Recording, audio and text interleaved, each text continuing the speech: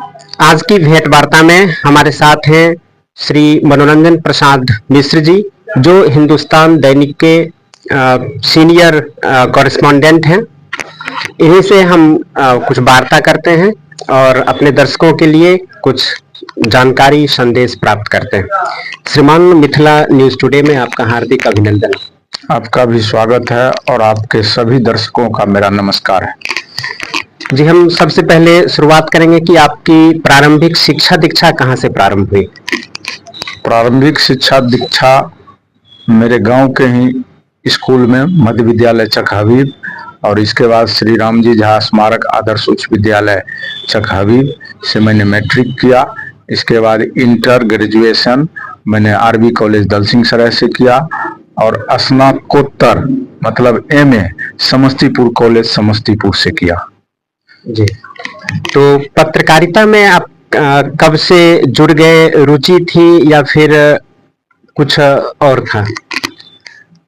पत्रकारिता मेरी रुचि थी जी, और मैंने अपने रुचि को देखते हुए जी इसमें काम करना शुरू किया और इसमें वर्ष 1992 से एक मतलब कह सकते हैं कि ट्रायल के तौर पर जी मैंने काम करना शुरू कर दिया। उस वक्त में छोटी मोटी पत्र पत्रिकाएं जो स्थानीय स्तर पर निकलती थी उसमें हमारी खबरें प्रकाशित होती थी। इसके बाद देखते ही देखते जब आर्यावर्त पुनः से प्रकाशित होना शुरू हुआ तो हम विभूतिपुर से आर्यावर्त के पुनः प्रकाशित आर्यावर्त के हम प्रथम संवाददाता नियुक्त हुए। यह नियुक्ति हालांकि हमारी हुई 1/11/1995 में, लेकिन इससे पूर्व भी आर्यावर्त के लिए ट्रायल के तौर पर हम समाचार लिखा करते थे और कभी कभार कोई खबर आर्यावर्त में मेरी छप जाती थी। लेकिन आर्यावर्त द्वारा मुझे संवाददाता के रूप में 1/11/1995 में नियुक्त किया गया और तब से मैं आर्यावर्त जो बिहार का सबसे लोकप्रिय अखबार था और उसमें हमने संवाददाता के तौर पर काम करना शुरू किया। इसके बाद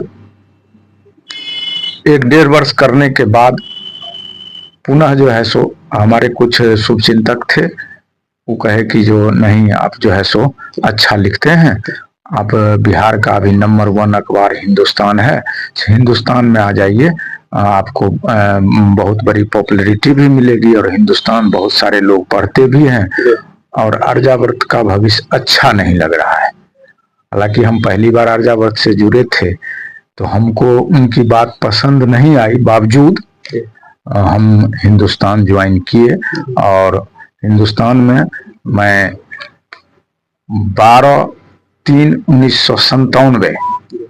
12 मार्च 1997 में हिंदुस्तान हम ज्वाइन किया और उस समय से अभी तक हिंदुस्तान अखबार के लिए मैं काम कर रहा हूँ। जी, शुरुआत की पत्रकारिता और अभी की पत्रकारिता में विकास क्रम आपने क्या देखा, इसके बारे में कुछ बताइए। देखिए, जिस समय हम ट्रायल के तौर पर थे उस वक्त में कोई फैक्स नहीं था, मोबाइल नहीं था और समाचार संकलन कर भेजने का जो हम लोग काम करते थे उसमें कागज पर समाचार, सबसे पहले तो हम लोग गांव-गांव जा करके समाचार संकलन करते थे। कोई समस्या मूलक खबर हो या घटना मूलक खबर हो या कोई विशेष खबर हो या कोई समारोह हो, कोई सम्मेलन हो, इन सारी खबरों को हम लोग जहां भी कार्यक्रम होता था वहां जा करके संकलित करते थे और खबर संकलित करने के बाद कागज पर लिख करके और आर्यावर्त के समय में फ्री वाला लिफाफा मिलता था जिसमें हमको टिकट साटना नहीं होता था, वो उसका परमिट था अपना, उस लिफाफा में लिख करके गिरा देते थे और 2 दिन के बाद वह खबर अखबार में प्रकाशित होती थी। कोई जरूरी खबर होता था, घटनात्मक कोई ऐसी खबर होती थी तो उसमें जो है सो हम लोग टेलीग्राम करते थे। टेलीग्राम दलसिंह सराय जाकर के, समस्तीपुर जाकर के टेलीग्राम करते थे। तो थोड़ा सा कठिनाई तो उस वक्त में होता था आज के परिवेश में और उस समय के परिवेश में बहुत सारा अंतर तो था ही।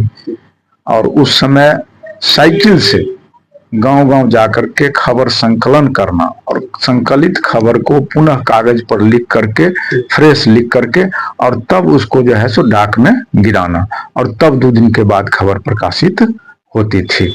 अगर जरूरी खबर होता था तो टेलीग्राम भेजते थे, और टेलीग्राम वाली खबर आज भेजते थे तो कल के अखबार में प्रकाशित रहती थी, जिससे हम लोगों को काफी खुशी होती थी कि कल ऐसी बात हुई और टेलीग्राम किए था छप करके आ गया। अब जमाना बदला। अब बदलते परिवेश में जब हम हिंदुस्तान में आए तो उस वक्त में फैक्स का शुरुआत हो चुका था। तो फैक्स के माध्यम से हम लोग अपनी खबर संकलन करके भेजते थे, लेकिन फैक्स यहाँ लोकल स्तर पर नहीं था। फैक्स करने के लिए हमको समस्तीपुर जाना पड़ता था। समस्तीपुर जाकर के, और वो भी स्टेडियम मार्केट में एक फैक्स था, और एक फैक्स सरकारी फैक्स पोस्ट ऑफिस में, समस्तीपुर पोस्ट ऑफिस में लगा हुआ था। पोस्ट ऑफिस का टाइम 4 बजे तक होता था, और 4 बजे में बंद होने के बाद हम लोग यदि विलम्ब से पहुंचते थे तो प्राइवेट फैक्स से फैक्स करते थे, और फैक्स से जो भी खबर लिख करके भेजते थे वह खबर कल होकर के अखबार में प्रकाशित मिलती थी। तो हम लोगों को बड़ी खुशी होती थी। लेकिन फिर भी गांव-गांव घूम करके, साइकिल से घूम करके खबर संकलित करते थे, और तब जाकर के जो है सो खबर हम लोग भेजते थे। आज के परिवेश में जैसे जैसे समय बदलते गया तो फैक्स के बाद ईमेल का युग आया, और हम लोगों के मीटिंग में कहा गया कि आप लोग जो है सो अब हिंदी टाइपिंग सीख लीजिए, और कागज पर लिखने का जमाना समाप्त हो गया। अब आपको कंप्यूटर पर लिखना है, लैपटॉप से लिखना है, इसलिए आप लोग हिंदी टाइपिंग सीख लीजिए। तो हमारे एक मित्र थे, उन्होंने हमको सहयोग किया, और तब हम हिंदी टाइपिंग सीखे, और हिंदी टाइपिंग सीखने के बाद लैपटॉप लिए, और लैपटॉप के माध्यम से टाइप करके, हिंदी टाइप करके खबर भेजना ईमेल के माध्यम से शुरू किए। और तब फिर खबर जो भी खबर होती थी ईमेल से भेजते थे टाइप करके हिंदी में, और वो कल होकर के प्रकाशित हो जाती थी। फिर कुछ जमाना बदला, कुछ और जमाना विकसित हुआ। मोबाइल का संचार बहुत ज्यादा बढ़ा, घर घर में मोबाइल हुआ, तो लैपटॉप और कंप्यूटर की भी बातें बदलते परिवेश में समाप्त हो गया। हालांकि आज के तिथि में भी हम लैपटॉप से भी खबर लिख करके भेज सकते हैं, इसके लिए कोई बंदिश नहीं है। लेकिन जब मोबाइल से सुविधा ये मिल गई तो अब हम लोग ही नहीं, सारे हमारे संवाददाता जितने भी हैं सभी लोग जो है सो मोबाइल के माध्यम से खबर भेजते हैं। और मोबाइल में आप मोबाइल से मेल भी कर सकते हैं खबर टाइप करके, अथवा हम लोगों को हमारे नाम से हमारे अखबार द्वारा एक आईडी दिया गया है, और एक क्या कहते हैं उसको, ये मोबाइल पर ऐप दिया गया है, और मोबाइल ऐप के माध्यम से भी हम अब खबर भेजते हैं। तो तब के परिवेश में और अब के परिवेश में बहुत सारा अंतर है। तब कागज कलम से हुआ करता था, और आज मोबाइल पर ही खबर लिख करके ऐप के माध्यम से अथवा मेल के माध्यम से हम लोग भेजते हैं, और कल की तिथि में वो खबर प्रकाशित रहती है। जी, देखने में आता है कि कुछ समाचार ऐसे होते हैं जो घटित हुई कोई घटना, और वो सार्वजनिक रूप से बहुत लोगों को भी ज्ञात होती है, जो अखबार में अगले दिन छपती है। लेकिन सबसे बड़ी चुनौती होती होगी कि कहीं अंदर की खबर लेना है, जैसे कोई भ्रष्टाचार हो रहा है, कुछ षड्यंत्र हो रहा है, तो उसमें आप लोगों को कितनी कठिनाई है, कितना दबाव होता है, इसके बारे में बताइए। देखिए, भ्रष्टाचार से संबंधित या कोई ऐसी एक्सक्लूसिव खबर, विश्लेषणात्मक खबर को लेने में बहुत सारी बाधाएं उत्पन्न होती है, लेकिन हम लोग उन बाधाओं को बहुत बारीकी से, उस खबर को लेने में बहुत वक्त लगता है, समय लगता है। हम चाहेंगे कि उस खबर जानकारी हुई, हमारा सोर्स उस खबर के बारे में बताया, हमारा जो भी सोर्स है वो खबर के बारे में बताया। अब उस सोर्स तो हमको सबूत उपलब्ध नहीं कर सकता है, सबूत उपलब्ध तो हमें करना है, तो थोड़ा सा समय लगता है, और उन खबरों को भी हम लोग 1-2 दिन 3 दिन में निकाल लेते हैं। लेकिन उन खबरों कि सत्यता, जब तक सत्यता पर आधारित नहीं होती है तब तक हम लोग नहीं भेज पाते हैं। और जब सब सही सही जानकारी मिल जाता है और उस खबर के अगेंस्ट में सबूत मिल जाता है तो हम लोग ऐसे खबर को भी भेजते हैं और बखूबी अखबार उसको प्रकाशित करती है, बहुत प्रमुखता के साथ प्रकाशित करती है। अभी डिजिटल मीडिया में, सोशल मीडिया के दौर में प्रिंट मीडिया को कुछ चुनौती भी है। डिजिटल का युग है और जैसे जैसे परिवेश बदला है, जैसे जैसे जमाना बदला है, डिजिटल का युग आ गया है, तो इस परिस्थिति में प्रिंट मीडिया भी डिजिटल की ओर जा रही है। जा नहीं रही है मतलब चली गई है। और आज हमारा ही जो अखबार है www.livehindustan.com पर आप यदि जाएंगे तो सारी खबरें उस पर, जितने भी देश विदेश स्थानीय सारी खबरें डिजिटल प्लेटफॉर्म पर भी रहती है। और हमारा जितना भी एडिशन, जितना भी संस्करण है हिंदुस्तान अखबार का, सारा अखबार भी डिजिटल प्लेटफॉर्म पर उपलब्ध है। अब देश में विदेश में कहीं भी हमारे लोग रहते हैं जिनको कि समाचार से अभिरुचि है, समाचार पढ़ने की ललक है, तो वो डिजिटल प्लेटफॉर्म से भी अखबार जो है सो ई पेपर डाउनलोड करके पढ़ते हैं। तो कहीं से भी डिजिटल की कोई खास चुनौती हम नहीं समझते हैं। और प्रिंट मीडिया का अपना एक अलग अस्तित्व है, अलग अहमियत है, और वो अलग अस्तित्व और अहमियत हम समझते हैं कि कभी समाप्त होने वाला नहीं है। और इसलिए भी समाप्त नहीं होगा कि आज के परिवेश में, आज की तिथि में प्रिंट मीडिया भी डिजिटल प्लेटफॉर्म अपना चुकी है। आपका पत्रकारिता जीवन बहुत ही यशस्वी रहा है और बहुत लोकप्रिय आप रहे हैं, तो आप अपने अनुभव के आधार पर आने वाले पत्रकार साथियों के लिए कुछ संदेश देना चाहेंगे?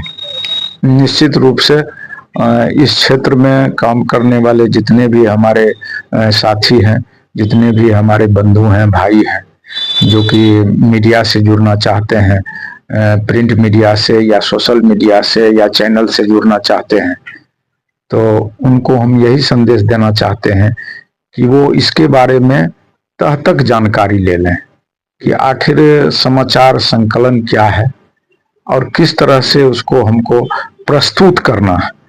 इसकी जानकारी निश्चित रूप से वो ले लें, और जानकारी लेने के बाद यदि फील्ड में जाएंगे तो उनको कहीं से भी कोई कठिनाई नहीं होगी। दूसरी बात, कोई भी खबर देने से पहले उसकी भली भांति जांच परख अपने स्तर से कर लें।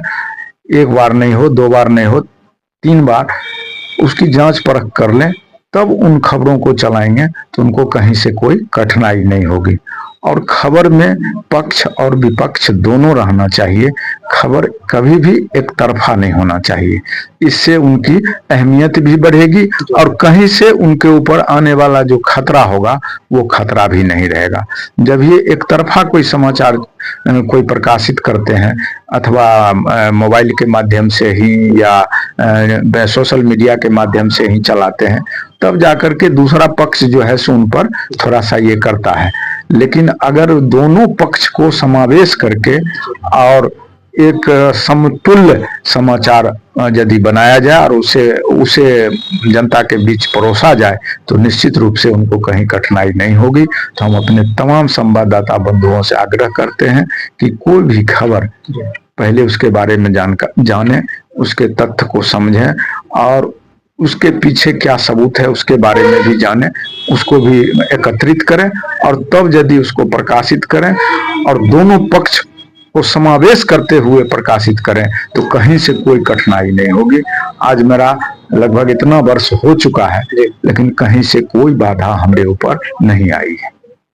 जी, आपने हमें समय दिया और अपना अनुभव साझा किया, इसके लिए आपको बहुत बहुत धन्यवाद। आपको भी धन्यवाद और आपके चैनल मिथिला टुडे के प्रति आभार।